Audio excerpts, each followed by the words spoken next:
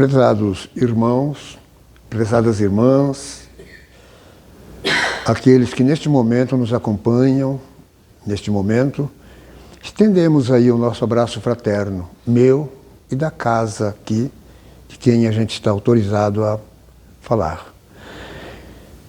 Que as bênçãos e a proteção de nosso Pai Celestial e de nosso Senhor Jesus Cristo, nesses momentos difíceis que a humanidade terrestre está vivendo, mas que a paz e a proteção dele esteja junto de cada um de nós, iluminando nossas mentes, nossas cabeças, para que a gente, de forma alguma, a gente se desvie desse caminho que é Deus Pai, Cristo Jesus, por meio do Evangelho de Luz.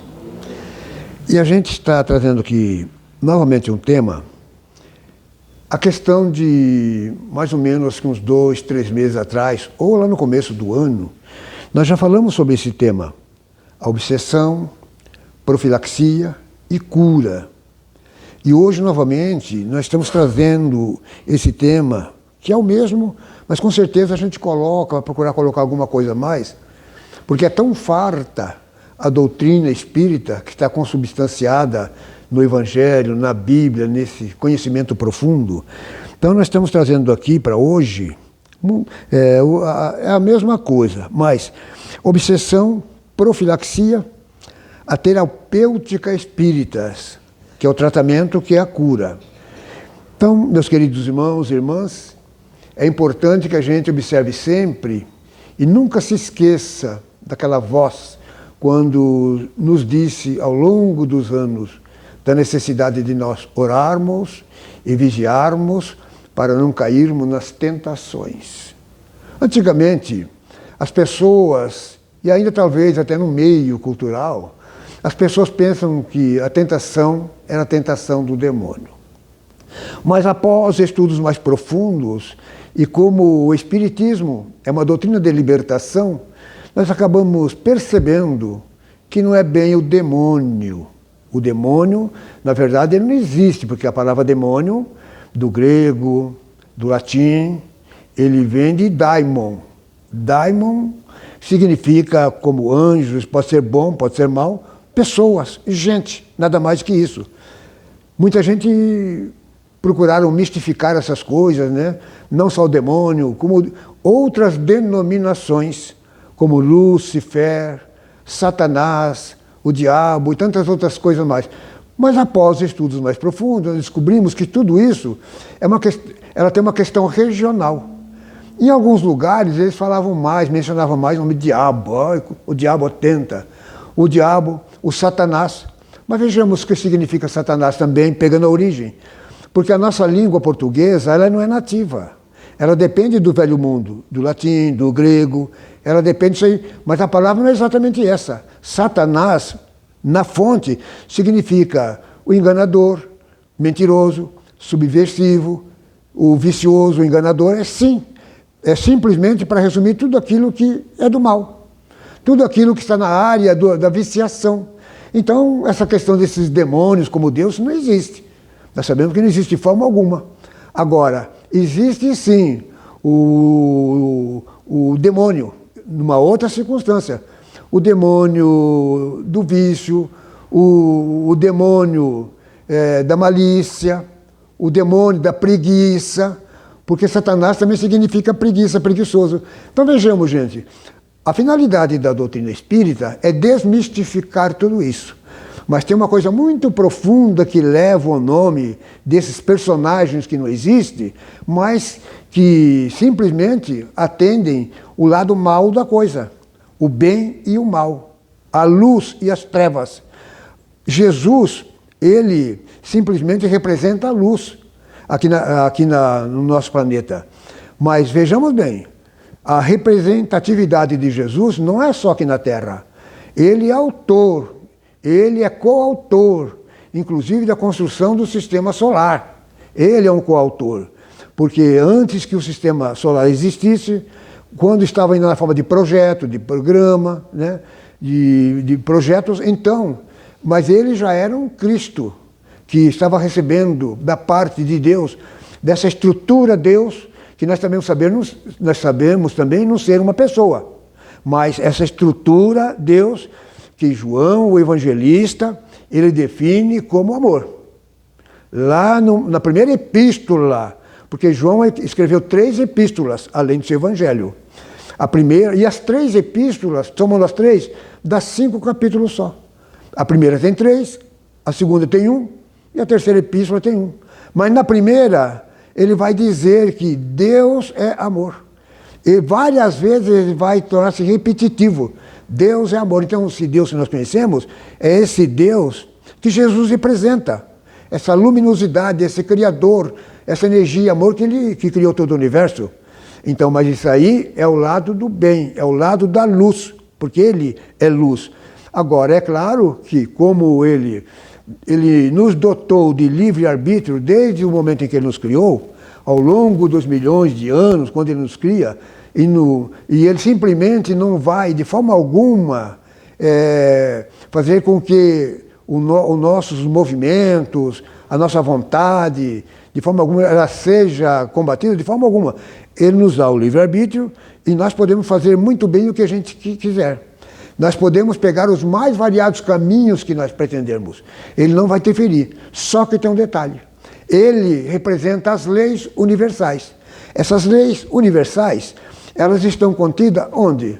Para nós, aqui na Terra, lá no Decálogo, lá através de Moisés, que ele simplesmente é a primeira aliança, o primeiro contato com os homens aqui na Terra, ainda muito atrasados, com poucos conhecimentos, embora nós já tivemos assim, fomos representados por alguns espíritos bastante elevados, que vieram de outros mundos e que trouxeram muita contribuição, mas na verdade, a verdadeira contribuição e a grande contribuição das leis representando o Criador do universo e da Terra, de forma concomitante com os Cristos e o nosso Cristo, é claro que está ali os 10 mandamentos, o Decálogo.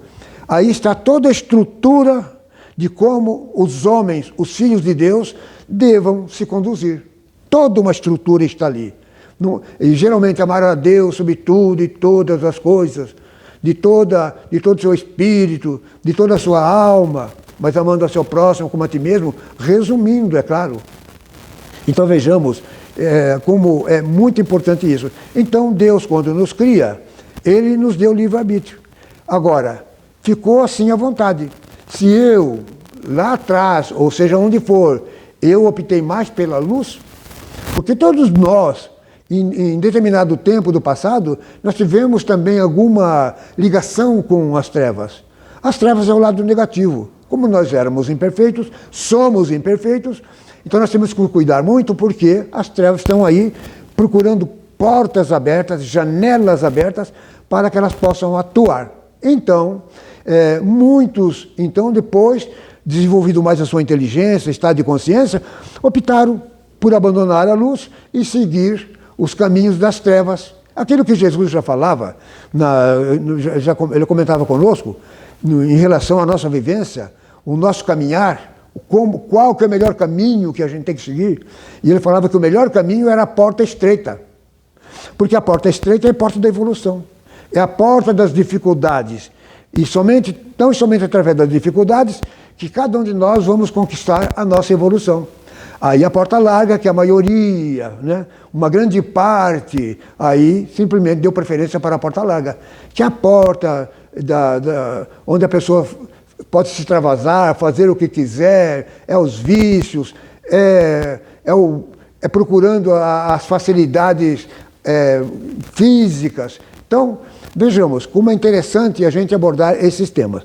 E quando nós colocamos aqui obsessão, deixa eu falar primeiro obsessão. Então nós pegamos aí o Evangelho segundo o Espiritismo, ele contém 28 capítulos. Já falamos isso aqui, é muito importante, gente. Mas é bom que a gente confira aquilo que os oradores falam. A gente acompanha muitos oradores falando muita coisa, não estamos questionando, mas às vezes algum ponto não está bem correto. Mas por quê? Qual que é o nosso dever? Não é criticar. Vamos ver aonde ele pegou aquele ponto e vamos, aquela obra, aquela coisa, e vamos dar uma olhada. Nós não vamos condenar ninguém, nem julgar ninguém, sem a gente dar uma olhada. Nós temos esse direito, e eu, da minha parte, sempre eu peço que assim seja. Tudo aquilo que eu falo, aqui que o nosso irmão, aqui o Leandro fala, consultemos, porque eles colocam o referencial, colocam onde está isso. Olha, tal lugar está aqui, no livro dos Espíritos, tal questão, assim, assim. Vamos dar uma olhada. Isso é muito importante, porque na medida em que a gente confirma que está correto, nós fortalecemos mais ainda a nossa convicção. Então, quando nós falamos de obsessão, estamos falando aqui do Evangelho segundo o Espiritismo, capítulo 28.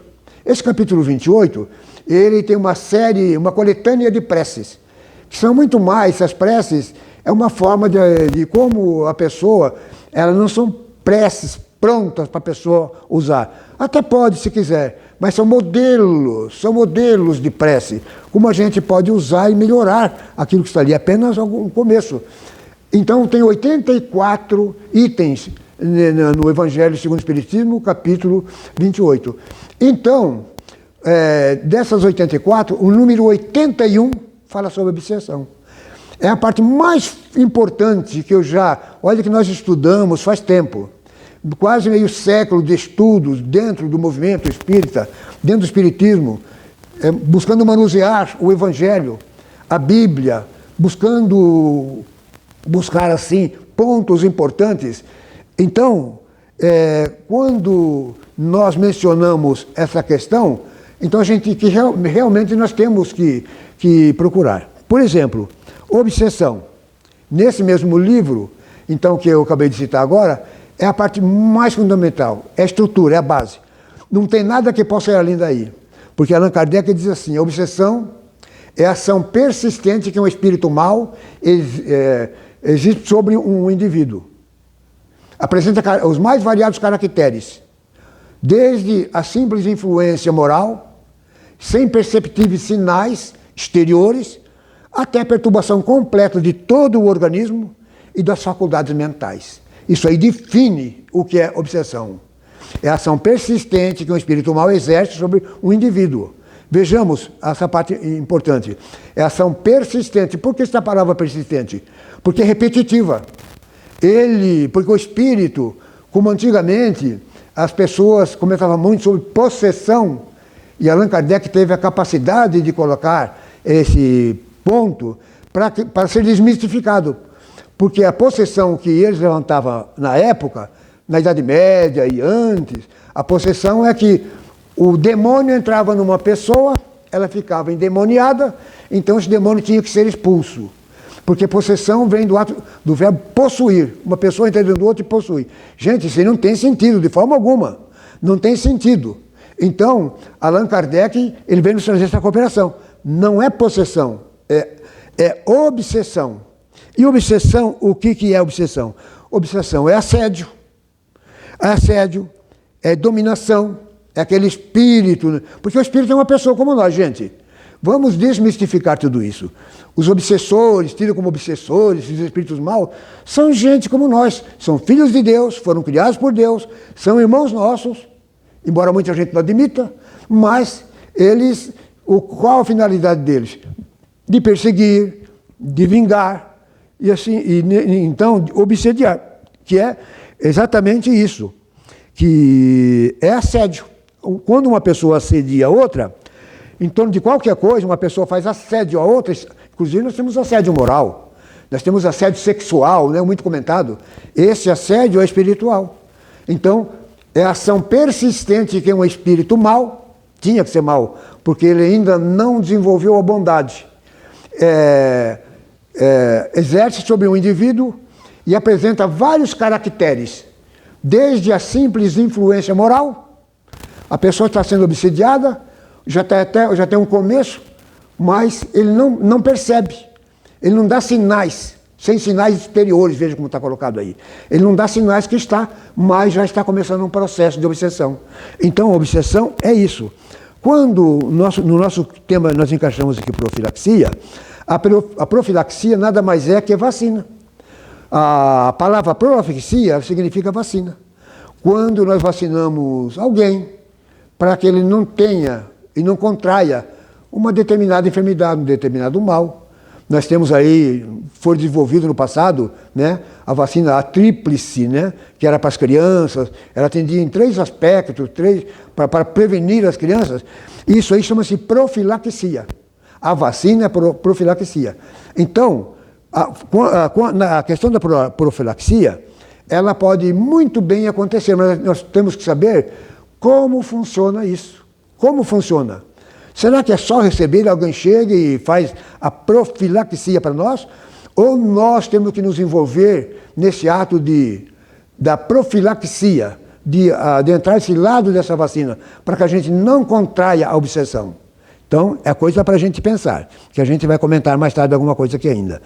E a terapêutica, né? A terapeuta, que a terapêutica é a terapia. Hoje, aqui no mundo, no planeta, quantas terapias nós temos, né?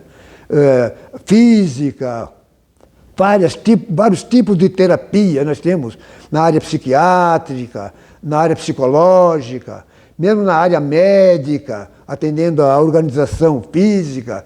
Então, quantas terapias, né? Na parte ortopédica, terapias, né? Tudo bem, mas aqui nós estamos falando da terapêutica espírita, que tem uma associação com a profilaxia. Então, quando nós buscamos essa profilaxia, nós estamos então já adentrando nessa terapêutica. É uma terapia que nós estamos agora, porque é do nosso desejo, é da nossa vontade. Isso parte do nosso interior. Mas nós já somos uma pessoa já diferente, pelo menos nós estamos mostrando ser uma pessoa diferente. Que tipo de pessoa é essa? Aquela pessoa que está colocando como base, como alicerce na sua vida, o Evangelho de Jesus. Colocando a questão cristã, quando a pessoa, os exemplos que ela demonstra, que parte dela está dentro de atitudes cristãs. A cristã significa aquilo que procede do Cristo. E quando nós vamos ter isso? Acesso à própria Bíblia, porque o Novo Testamento está dentro da Bíblia. Aí nós temos o Evangelho, que faz parte do Novo Testamento. E Allan Kardec, com muita sabedoria, porque a Bíblia, ela contém 260 capítulos, 7.957 versículos. Mas isso aí está já no Novo Testamento. E Allan Kardec, desses 260 capítulos, ele pega 251 itens. Eu fiz a conta, está no meu Evangelho, muito antigo. Eu fui contando ali no começo. Eu fui contando 251 itens que é tirado do Novo Testamento. Então, Allan Kardec, ele é totalmente evangélico. A atitude dele, o entendimento dele, as suas atitudes, totalmente evangélicas. Tanto que ele não foi buscar em outras fontes, não. Ele vai buscar dentro do Novo Testamento e ele vai colocar esses itens em ordem dentro do Evangelho segundo o Espiritismo. Porque tem muita gente que ainda confunde o Evangelho segundo o Espiritismo, e eu já ouvi muito disso, minha gente. Por quê? Quem está falando aqui é alguém que já está bem... O ser não, porque o ser é antigo, nós somos seres muito antigos. Mas a casa que mora já está bem... já está passando pela ação do tempo, né? Então, a gente já viu isso muitas e muitas vezes, né? Então, 251 questões ele retira. E quando... do Novo Testamento, e ele coloca no Evangelho segundo o Espiritismo. Onde eu quero chegar? Ao meu tempo, lá atrás, muita gente pensava assim. Hoje ainda deve ter alguém que pensa que o Evangelho segundo o Espiritismo é o Evangelho dos Espíritas. Não tem nada a ver. O Evangelho segundo o Espiritismo é o Evangelho puro, pulcro, luz, verdade, que sai do Novo Testamento e que é condensado nesse Evangelho, que é o Consolador que Jesus diz: se me amais, e eu rogarei a meu Pai, e Ele vos enviará outro Consolador, a fim que esteja eternamente convosco. Esse Consolador que o meu Pai enviará, o mundo não conhece, absolutamente não conhece, mas quanto a vós, conhecê-los-ei, porque estará em vós, fará parte de vós. E esse Consolador, que é o Santo Espírito que meu Pai enviará, vem para vos ensinar todas as coisas. quando ele está falando que vem nos ensinar todas as coisas, está dentro do contexto planetário, está dentro do contexto humano planetário, e nos fazer recordar aquilo que ele já havia dito. Então, meus queridos irmãos, vejamos, obsessão, profilaxia, a terapêutica, é claro que isso vai chegar aonde? Ela vai chegar na cura, na cura. Então, quando nós vimos aqui que é dessa forma como funciona, mas aí nós podemos ir também, e é muito bom, quem não tem, procura adquirir o livro, esse livro da mediunidade, o livro dos médiuns, e no livro dos médiuns, no capítulo 23, nós temos o seguinte, no capítulo 23, Allan Kardec vai estabelecer a questão da obsessão, as nuances da obsessão. Ele vai dizer, porque já foi colocado no Evangelho, que a ação persistente que um espírito mau exerce sobre o indivíduo, que apresenta vários caracteres. Então, esses caracteres que ele coloca no livro dos médiuns, no capítulo 23. Primeiro, ele divide em três fases fundamentais. A primeira, a obsessão simples. Obsessão simples. Em segundo lugar, a obsessão fascinada, fascinação. E em terceiro lugar, a obsessão subjugação. Aquilo que está colocado no Evangelho, que quando ele diz que apresenta vários caracteres, então esses vários caracteres estão no livro dos médiuns, no capítulo 23, quando ele define isso. Então a obsessão simples é justamente aquela, porque ela é tão simples que a gente não percebe. Nós nem sabemos, nem percebemos, de forma inconsciente, não sabemos que estamos desenvolvendo alguma coisa com alguém que vem se aproximando e vem repetindo, ou ação repetitiva. E isso dá de que forma? Através da hipnose. Porque a hipnose, ela é uma questão repetitiva. Quando o hipnólogo, ele chega para hipnotizar a pessoa, ele trabalha essa questão, que é um trabalho de sugestão mental. Então ele vai dizer, você fecha os olhos, e a pessoa fecha os olhos. E agora eu vou contar até 3 você não consegue abrir mais. 1, está ficando apertado as pálpebras. 2, já está ficando muito difícil. 3, não consegue abrir mais. Tente abrir. E a pessoa não consegue. Cruze as mãos. Então eu vou contar até 3, você não consegue. E é exatamente isso que acontece. É assim que o espírito usa para atingir a criatura numa forma de obsessão. É através da hipnose. Vejamos como Allan Kardec está correto. É a parte fundamental que está no livro O Evangelho segundo o Espiritismo, no capítulo 28, o item 81. É a ação repetitiva de um espírito mau. Por quê? Por que repetitiva? Porque está no campo da hipnose. Então, nós nem percebemos, mas por que nós temos alguém que está no nosso encalço? Porque nós temos alguém que está seguindo as nossas pegadas. Deve ter algum motivo. Deve ter algum motivo. Porque nós temos vidas pregressas aí para trás. Nós temos complicações no passado. Nem todo mundo sabe perdoar. Tem pessoas que, apesar de ser fortemente prejudicada, ela sabe perdoar. Mas tem outros que não sabem perdoar, e nós já tivemos algum caso desse trabalhando em trabalho de desobsessão, onde aquele espírito que estava assediando, ele disse, ele comentou, olha, eu não vou perdoar, mas num diálogo mais fraterno, mais profundo, a gente tentando fazer ele ver que ele está fazendo a pessoa sofrer, porque é um começo de sofrimento ainda, porque é simples. Mas ele quer culminar num ponto mais alto. Você está fazendo essa pessoa sofrer, está tendo problemas já, mas na medida em que ela sofre, você também sofre. Porque o mal que nós fazemos nos traz sofrimentos. O mal que eu faço, eu não faço para o outro, eu faço para mim mesmo.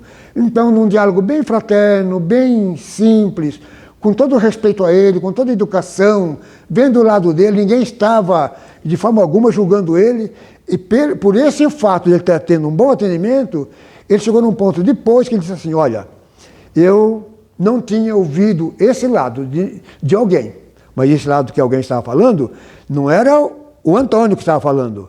A voz era minha, mas a estrutura era da doutrina espírita. Eu estava usando aquilo que eu aprendi para auxiliar. Aí então ele diz, eu Eu até agora não ouvi ninguém me falar dessa forma, mas eu ainda não vou perdoar, não tenho condições de perdoar ainda, mas já penso diferente. A sua fala para mim foi muito importante. Então ele estava deixando transparecer que ele ia pensar no assunto, porque ele ia prejudicar alguém, embora se alguém já tivesse prejudicado no passado, porque ele acabou falando, olha, você sabe qual é o problema nosso?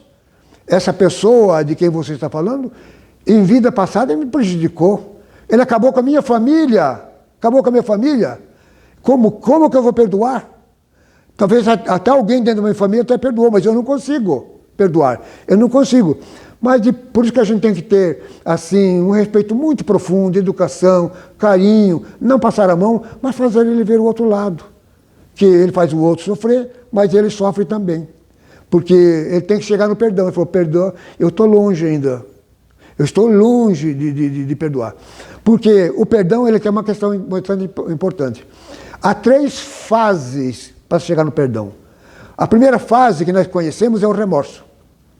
Quando eu fiz alguma coisa errada, que eu não faria mais, como eu já estou começando a pensar diferente, e como eu estou começando a ter acesso a coisas importantes como o Evangelho, aí eu entro em conflito. O remorso é um conflito interno. É um conflito interno. Aí eu começo a pensar, meu Deus, hoje eu não faria aquilo que eu fiz aquela vez. É um conflito. Bom, do remorso há um outro estágio. Ele não salta de um para o outro de repente. Ele vai lenta e gradativamente trabalhando, aí ele vai chegar no arrependimento. É o segundo ponto do arrependimento. Quando ele chega no arrependimento, eu já estou bem mais feito, bem mais pronto para isso. Então, aí eu estou arrependido. Jamais me arrependo de ter feito aquilo. Um conflito total, mas eu jamais faria e jamais vai fazer. Aí o terceiro ponto, que é o perdão. Aí também lenta e gradativamente ele chega na capacidade de perdoar. Então isso chama-se uma ação terapêutica espíritas, como está colocado no livro, inclusive, da Sueli Caldas Schubert, uma das maiores informantes sobre a questão da obsessão, além de Allan Kardec, é claro, que nós estamos comentando aqui. Então, vejamos, a obsessão, a profilaxia, a terapêutica e por aí vai. O que é a obsessão? Então nós já ficamos sabendo o que é a obsessão. É a ação persistente de um espírito mau sobre um indivíduo. Nós temos que fazer tudo para não dar esse campo. Mas para isso a nossa conduta é importante. Para que esse espírito que não tem condição de perdoar pelos nossos erros do passado, ou mesmo que não haja erro por maldade que ele esteja fazendo, ele repense através da conduta. Porque os argumentos são muito importantes. Argumentos é uma coisa muito importante para a gente chegar a um ponto. Agora, os exemplos arrastam. É os exemplos que arrastam. Aí muitos espíritos, porque nos... Gente, segundo Paulo, quando ele escreve aos Hebreus no capítulo 12, e porque temos a nos rodear uma grande nuvem de testemunhas. Nós não os vemos porque a nossa capacidade de percepção não consegue. Nós temos cinco sentidos. Nesse sentido da visão nossa, só serve para aqui. Todos os nossos sentidos só servem para atuar aqui. Depois do 5º sentido, nós temos o 6º. O 6º é o verdadeiro patrimônio do ser, do espírito. É o verdadeiro, mas a maioria de nós não desenvolveu. Salvo alguma raridade, de alguém que tenha dupla visão. Porque ele está vendo, está chegando, estou vendo, tem alguém que perto de você, ele está desse jeito, está dessa forma. Mas a maioria de nós esmagadores, nós não temos acesso. Então, mas isso não quer dizer que eles não existam. Mas na medida em que eles nos acompanham, nos observam, porque eles nos observam. Porque eles são irmãos nossos. Não importa o tipo de mágoa que eles estão carregando de nós. Não importa o tipo de vingança que eles querem fazer conosco. E começam de forma repetitiva, lenta e gradativamente. Mas na medida em que eles nos verem mudados, estamos mudando, sendo diferentes de uma vida anterior ou de vidas anteriores, nós já não somos mais os mesmos. Então, esse é um ponto fundamental. Essa é uma terapia fundamental para que, em determinado tempo, eles simplesmente desistam. Eles desistam, mas não porque estão sendo expulsos, por uma questão lógica, por uma questão de consciência. A pessoa aí chega então à capacidade de perdoar. E quando o perdão ele chega, qual é o efeito do perdão? Qual é a culminância do perdão? Desativar as algemas, que nos algemas ainda uns aos outros. A finalidade do perdão é exatamente tirar essas amarras que nos prendem ainda. Então, meus queridos irmãos, coisas para a gente, então, meditar profundamente. E na atualidade nós percebemos que o mundo, a humanidade terrestre, ela está passando por uma obsessão muito grande. Porque as trevas são poderosas, mas elas são muito poderosas. Só que elas não têm poder nenhum diante do poder de Deus, do poder do Cristo iluminado e das luzes que o Evangelho traz para cada um de nós. Então busquemos todos nós não nos afastarmos dessa fonte, independe de religião, de credo. Porque eu quero até aqui informar que o Espiritismo não é uma seita. Espiritismo não é uma seita. Espiritismo é conhecimento profundo, é uma faculdade, é uma universidade de conhecimentos. Aquilo que Jesus fala. O Espírito de verdade que meu Pai enviará em meu nome, ele vem para vos ensinar todas as coisas. Toda é porque não fica nada para trás. Todas as coisas. E vos fazer recordar o que já vos tenho dito. Quanta coisa ele nos falou lá atrás, em momentos pregressos, quantas vezes ele falou, mas nós esquecemos. E por que nós esquecemos? Por que nós não esquecemos muitas vezes até de fazer coisas que nós não deveríamos fazer? Então nós temos que estar momentaneamente, sempre, ouvindo essa voz desse grande amigo, para que a gente não caia nas tentações. Orai e vigiai para não cairdes em tentações. Meus queridos irmãos, irmãs, nós podíamos trazer aqui alguma coisa, mas o nosso tempo aqui, ele gira em torno de 30 minutos e a gente não quer cansar aqueles, porque se a gente botar muita coisa, as pessoas não vão nem ter tempo. Então nós paramos por aqui, mas desejando que cada um daqueles que nos ouviu agora, as bênçãos e a proteção de Deus, nosso Pai Celestial, essas luzes que fortalecem o ambiente, os lares, as pessoas, estejam presentes na vida de cada um. Que a paz do Cristo nos envolva agora e sempre. Muito obrigado. Façamos uma prece de agradecimento. Senhor Jesus, divino amigo, nosso mestre por excelência, caminho, verdade e vida, integração junto de nosso Pai Celestial. Nós te agradecemos, Jesus, por ser o único e legítimo Senhor de nossas vidas e nossas almas, junto ao nosso Pai Criador. Mas queremos te rogar, mestre amigo, por todos aqueles nossos irmãos, neste momento de extrema dificuldade, que eles possam estar encontrando o amparo, o socorro misericordioso junto de cada um, onde quer que estejam. Há muito sofrimento, há muitas dores. Neste momento, quantos daqueles já tiveram sua fé esmaecida? Mas que a divina luz, a tua divina luz, mestre, possa entrar na mente de cada um desses irmãos e irmãs, para que eles possam entender aquilo que nos vem afirmando ao longo dos anos, que tudo é transitório, tudo é passageiro, e vos afirmo que tudo está passando com a implantação do reino de Deus aqui na Terra, que se movimenta, ganha velocidade, para culminar no mundo de regeneração. Que a paz do Cristo esteja presente em nossas vidas, nos amparando e protegendo todos nós. Muito obrigado.